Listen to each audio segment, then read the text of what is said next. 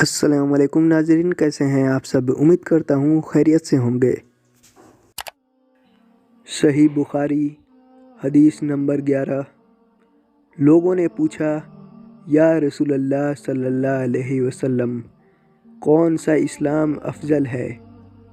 تو نبی کریم صلی اللہ علیہ وسلم نے فرمایا، وہ جس کے ماننے والے مسلمانوں کی زبان اور ہاتھ سے سارے مسلمان سلامتی میں رہیں۔ صحیح بخاری حدیث نمبر 12۔ ایک دن ایک آدمی نے نبی کریم صلی اللہ علیہ وسلم سے پوچھا کہ کون سا اسلام بہتر ہے؟ تو نبی کریم صلی اللہ علیہ وسلم نے فرمایا کہ تم کھانا کھلاؤ اور جس کو پہچانو اس کو بھی اور جس کو نہ پہچانو اس کو بھی، الغرض سب کو سلام کرو۔ صحیح بخاری حدیث نمبر 13۔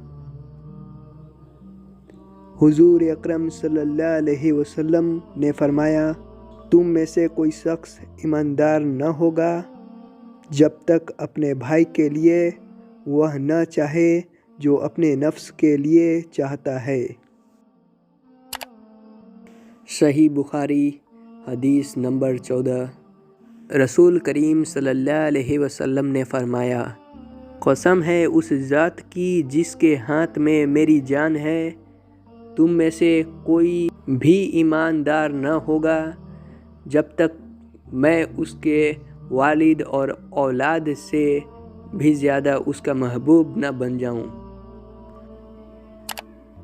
صحیح بخاری حدیث نمبر 15۔